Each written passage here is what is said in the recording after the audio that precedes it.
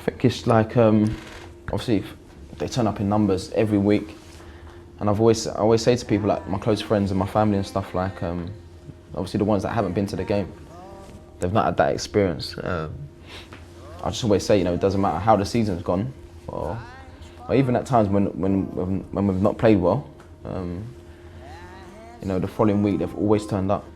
And you don't always get that at football clubs. There's times when obviously naturally people get frustrated and stuff, and they even leave the stadium early. But not at this club. It's different. It's unbelievable, unbelievable people, and I think when you come here as a player and you experience that, you just want more and more. And it's not. I don't think it's one of those clubs where players come and just want to go. I read an interview with Eunice earlier today where he said that the fans won the game against Chelsea when we came from behind. Yeah. Some fans are good, but these ones are something else. Yeah, they won. Yeah, I said that as well. They definitely won us the game because we're playing against at Chelsea at home. So Newcastle playing against Aston Villa away. And I suppose a lot of people probably looked at the fixture and thought, well, obviously Newcastle are going to win, and then we're going to sort of like drop points and stuff, and not drop points, but we'll probably lose against Chelsea because they're top side, and even though they've had a sort of like stop-start season, but that's what people thought. And I think at one stage it didn't obviously look like we were going to win, but the noise and atmosphere was just incredible. And then when you have that as a player, it just drives you forward. Even if you're tired, just drives you forward. And the fans were unbelievable. And yeah, the fans definitely won us that game.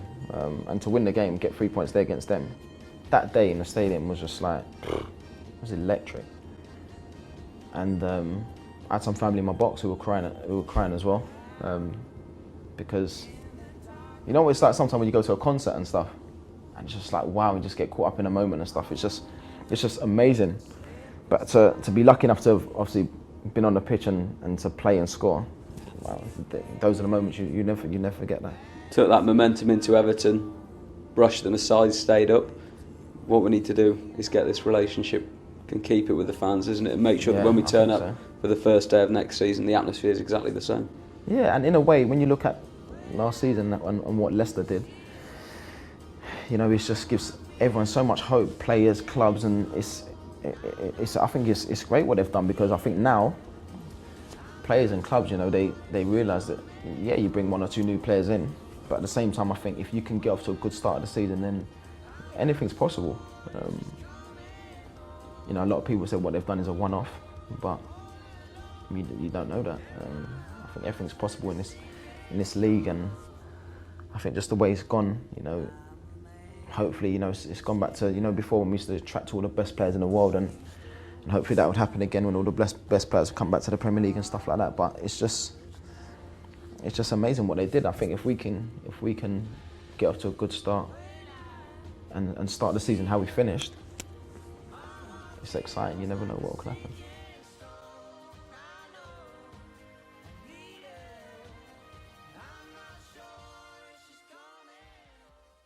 Hello lads, and welcome to the Sunderland Career Mode for FIFA 17. Finally we're here. I've got it in full release, obviously. I'm playing on the PlayStation 4, so no early access for me, but we're finally here. I hope you've enjoyed the intro. I know my intros for bloody career modes are so long, but it's obviously the team I support, I wanted to make it special. We're gonna make both of these available for us, and here are our objectives. We've got low domestic success and low continental success. Obviously we're not in any continental competition. Brand exposures at a medium, so I think we're going to sign like high profile players or what, and try and get shirt sales up and that. Financial is our highest board expectation, and we're expected to not play with our money too much. We've got limitations, and the youth development is also low. But I do want to focus on some youth development as well, especially the young lads coming through like Lyndon Gooch and Duncan Watmore, Joel Asoro, them types of players. I want them in the first team by 2 or 3 seasons at the most. Right lads, that's the manager I've created. Joe here, obviously English, and that's the face I've gone with. It's he's got blue eyes, brown hair. That's pretty much the closest you could get was from the managers you could select. We're going to go with these settings here. World class 6 minutes, obviously in pounds. Stadium of Light, obviously. Download the latest squads. We're going to have the European competition the first season as well. And I think that's it. We're not going to disable the first transfer window because we've got quite a lot of players on the shortlist that I'd like to bring in. Sunderland in real life didn't really hit the heights when it came to the transfer window. Obviously, the David Moyes coming in late did, damage that a bit. But we're going to try and put right what went wrong in the summer. And that's our first objective. Right, lads, we have got a choice here of the friendly tournament invitation they've given us. And I'm probably going to go with the one with the most money. And it's this team. I would have liked to play Villa, actually, but I'm just going to be greedy and choose the most money. We'll go to Germany, lads. Right, lads, more in depth with the objectives here. We've got youth development, sign at least 2 players younger than 20 years old with the potential greater than the average overall rating of players currently at the same position. Right, so if we're going to be signing players, it would be, young players that we need in certain positions, which I've got some on the shortlist for that already, actually. So we might be heading, quite close to our youth development, up in that manager rating, and sign a youth player to the senior team in the same season they were scouted. So these are both short-term objectives, and we'll move on to the brand exposure. They want within 3 seasons to increase season ticket holders with at least 10% of the stadium's capacity. We've got 3 seasons to do that. I think that'll be fine. Continental success and objectives. Obviously, we're not in the Continental Cup. Premier League, they want us to finish mid-table. They said low expectations, but apparently not. The Emirates FA Cup is for us to reach the round of 16, which, we should be doing that. As the finance, our most important objectives, we've got to reduce player wages by £42,500 a week, which, it's going to be tough. Obviously, you don't want players to be reducing the wages. They're not going to accept contracts with reduced wages. So whether that means people need to go out on loan, perhaps, we'll have a look. Obviously, it's short term, so we need to get this sorted ASAP. Right, lads, here's the team we've got at the moment. It's a decent team, all kind of around the same rating, around the 75 mark, and higher. 75 looks like the lowest we've actually got in the starting 11, which is good. Obviously, Jermaine Defoe's the main man up top. Barini and Kazri on the wings. Januzaj's going to be playing in midfield alongside Rodwell and Kirchhoff. A back 4 of Patrick Van Arnholt, Papi Djilabodji, Lamine Kone, and Javier Manquillo. With Vito Minoni as the starting goalkeeper. Pickford's obviously going to be playing the cup games. And behind him, we've got lots of quality midfielders. I want to get another striker other than Victor Anichebe because he's obviously getting up in age. 28, not bad. But I just don't like how Anichebe plays personally. We've got Joel Asoro, Duncan Watmore and Lyndon Gooch as notable good youngsters for the team alongside Paddy McNair as well. And Madge has actually got a good potential as well. Donald Love, right lads, here's the training we've got. This is the training I'm going to start with. I'm training Kirchhoff, even though he's quite high rating already, just because he's got that arrow thing which, symbolises him getting trained quicker. And I want to do that with him as much as I can until the arrow goes in. I'll give it to someone like Gooch or Ndong or maybe someone like that. Maybe even Paddy McNair. But I'm training Kirchhoff for the moment alongside Pickford, Watmore, Madja and Asoro. I want these players to be first team within the next 2 or 3 seasons. So we're going to simulate this. Decent results. Watmore and Pickford could have done a bit better. But, I'm content with that. We'll advance. Right, lads, here's my shortlist that I've got. I made this shortlist just before. These are the main positions I think we need. Probably another midfielder wouldn't do us harm. Yanan V is obviously someone I'm definitely going to get. From Ruben Kazan. He loan spell to Sunderland. He loves Sunderland. We should have got him really in the transfer window. I don't know how close we were, but we have agreed a pre-contract in real life. For this game, he's only got 12 months left in his contract rather than 6. But I would like him to get him in ASAP. As for the left backs, we've got Jerome Roussillon and Charlie Taylor. Charlie Taylor is the one I'm prioritising over Jerome Roussillon.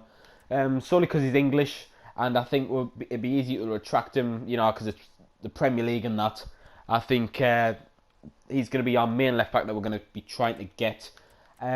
As for a striker, we've got two, Leonardo Ulloa and Jordan Ayew. I'm thinking of playing Jordan Ayew on the wings, but I think it's realistic considering that Aston Villa have had a dreadful season and they probably want to get out there, as soon as possible. Obviously, Aston Villa fans wouldn't like that, but the truth hurts. That's what my shortlist looks like. If you've any other suggestions, please leave it in the comments. I'll be more than happy to have a look at them. Just tell me where do you think it needs improving and who do you think would be a good player to improve it. Remember, we've got high financial expectations, so we can't go all out and buy, every player in the book, and I can't buy every player that you guys suggest either. Those are just my suggestions.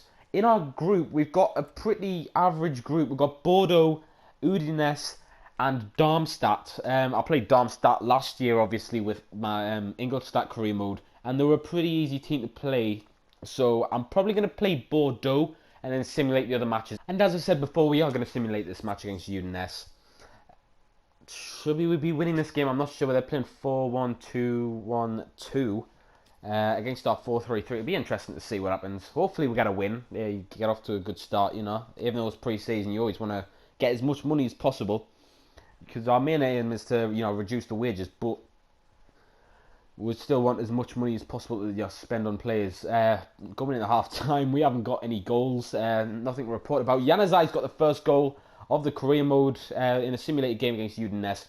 Hopefully we can cling on to that and continue and get the 3 points. I'm hoping that'd be great to start off with. They've equalised through a penalty though, and it's going to end 1-1. Right, lads, this is the team. I don't think I've changed anything. It's a 4-3-3, and it's the same I mentioned before. Notable differences I'm starting on world class, because in the demo I played world class and I thought, that's decent for me.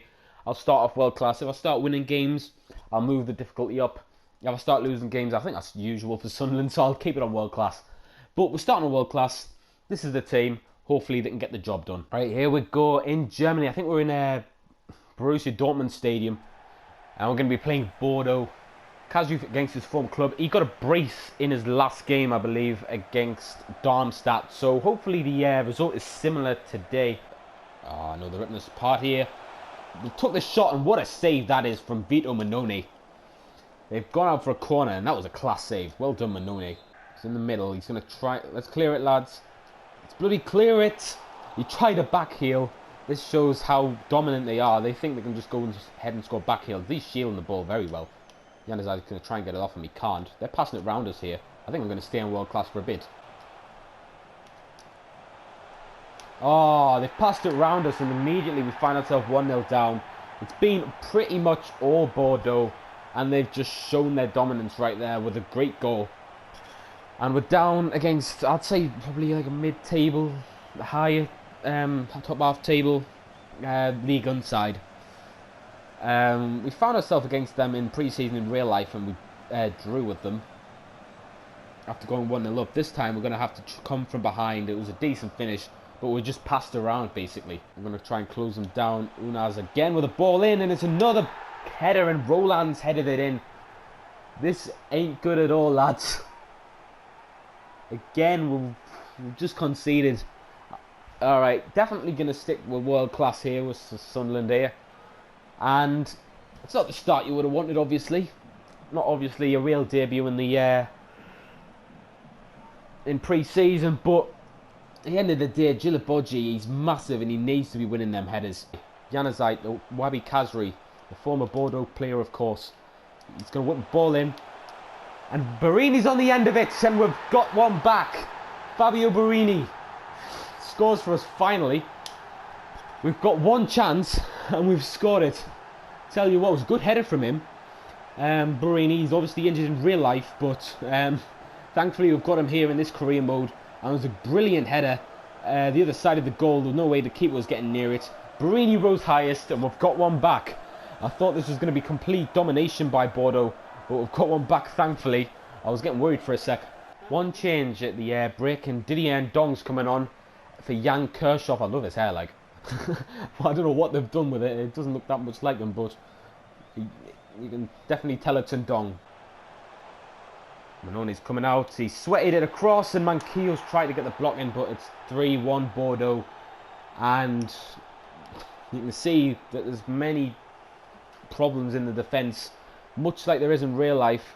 Manone came out and they just, sweated it across, as the CPU tend to do. Manquillo could have done a bit better, to be fair, but the ball was just too close to him when it was shot. And it counts as a Manquillo on goal for some reason, even though it was clearly going to be on target anyway. Kazri. Wabi Kazri's got it. He's going to take the shot. There's a bit of miscommunication and Dong's there rising, and it's a save by the keeper. It's our second chance really to get a goal, and we haven't been able to do so yet again. And we've got a free kick again, another free kick if you like, because I don't know why we've got it. Januzaj and Dong. And Dong plays it to Januzaj. Januzaj is going to dribble in. He's going to try and take the shot. It's a good save this time by the keeper. The first chance where we've had, and it's actually been a decent one. Defoe is Rowe's highest. Somehow he's won the header, and we have got one more chance to try and level this game up. Jermaine Defoe. He's really excited about scoring this goal. It is a pre-season game, and we are only, 3-2 down. But Jermaine Defoe is off the mark. Thank goodness. And how has he won that header, man? That's the second header scored by us in this thriller of a pre-season game. We've started to get into this game. It's a bit too late now, perhaps, but at least, when we go forward, we look deadly. And that's it. It's full time. It's a 3-2 loss for the first game I've played with this team. It's evident that we need to obviously be better in defence if we're not going to get that many chances up front. When we did get the chances though, we did score the goals, but I don't think Defoe's going to be winning headers every week. Right here, the stats obviously probably demonstrate by the highlights. We were very clinical when we were in front of goal, 5 shots, 5 on target, but Bordeaux dominated in terms of shots on target and possession, and our pass accuracy needs to improve, only 83%. And that would have been very low if I had a look at the stats of the first half. Right, the reports have come back for the players. Matt Miazga, Charlie Taylor, Jerome Roussillon, Jan Veer, Leonardo Ajoa and Jordan Ayew. Jordan Ayew looks pretty expensive though. Jordan Ayew's got quite a long time on his contract. I'm going to try and go in for a £7 million bid. Although Jan Veer is going to sign in January in real life, Crystal Palace are also showing interest in him.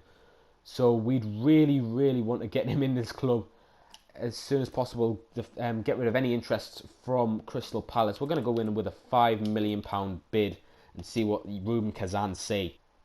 Charlie Taylor's another player who's got 1 year left on his contract, and we can get him really cheaply. I'm going to go for 800k. And see what Leeds United say to that. I'm hoping that he can be a good backup left back for us. I'm hoping. Leonardo Ajoa is not going to be my main priority, as it looks like any player on my pitch can win a header in terms of scoring. So it says it looks like the deal could happen. I'm not sure how much they want. I'm going to go with a £2 million bid. His value is 2.8 million, but he's not really a first team player. Right, lads, Asora's getting a start here in this game against RB Leipzig.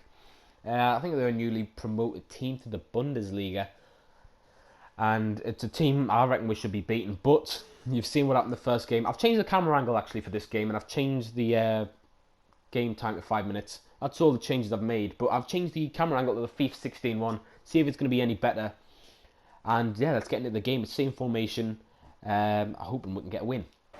Van Arnold.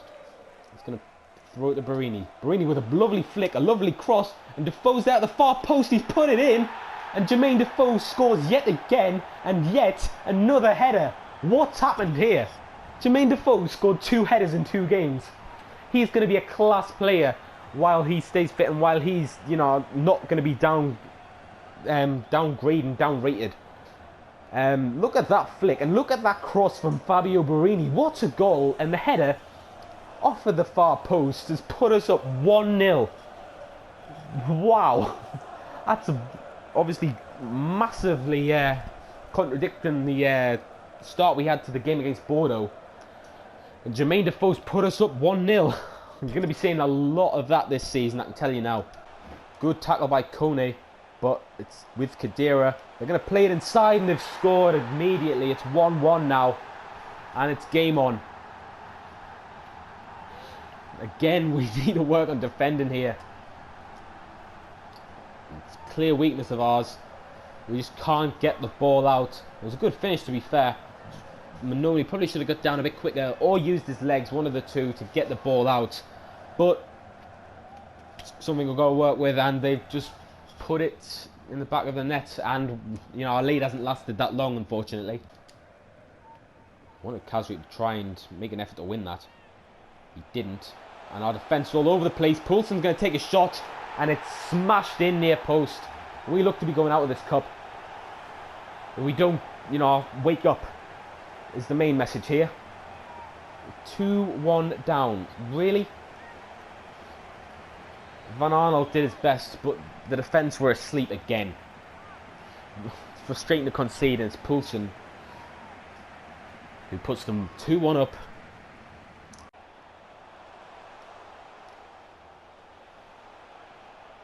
And Khedira's there to head it in. That's frustrating as hell. Where are the defence gone? You've got two class defenders in Kone and Djilabodji. They've headed it, and no one's been bothered to pick it up.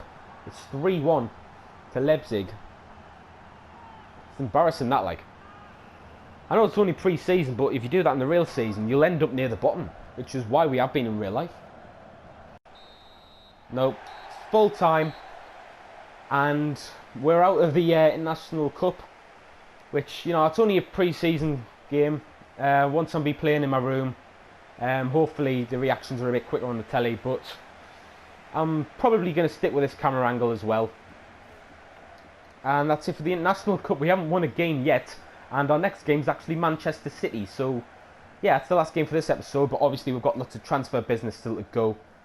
Right, I can confirm our first signing of the Sunderland Career Mode. Welcome back, Jan Veer. Gets in. I'm glad we've got him because he's going to be such a good midfielder for us, I can tell. And Leonardo Ajo, we're going to keep stalling for him. Right, we've got two signings we're prepared to make now. Jordan Ayew, welcome to Sunderland. I'm glad I've got him in. He's going to be a great signing for us. And he doesn't know his squad role as well, so he's not going to complain as much if he's on the bench. And Leonardo Ajoa, I'm going to use as a backup striker. He looks like he's just changed from 29 to 30, but, he's won a league title, and he's going to be a good player for us, I can tell. Good target man. And I'm not a fan of an HB, so Leonardo Ajoa, welcome to Sunderland. This time it's teams going in for our players. I'm going to accept this loan offer, 1 year loan for Thomas Robson. That'll up the wages a bit. And the final action of this episode probably is going to be Donald Love. He's going on loan to Northampton for a couple of years. See you later, mate. And that's going to end it for this episode. It's the first episode of Sunderland Career Mode. I hope you are going to, stick around and enjoy this series. I'm certainly looking forward to do it. This is only the start. Hopefully, we'll go up the table rather than, down. We've lost both games we've played today, which, it's not the best of ways to start. But Sunderland had a great pre-season in real life, and look where they are on the table. So hopefully we can, make it the opposite this season.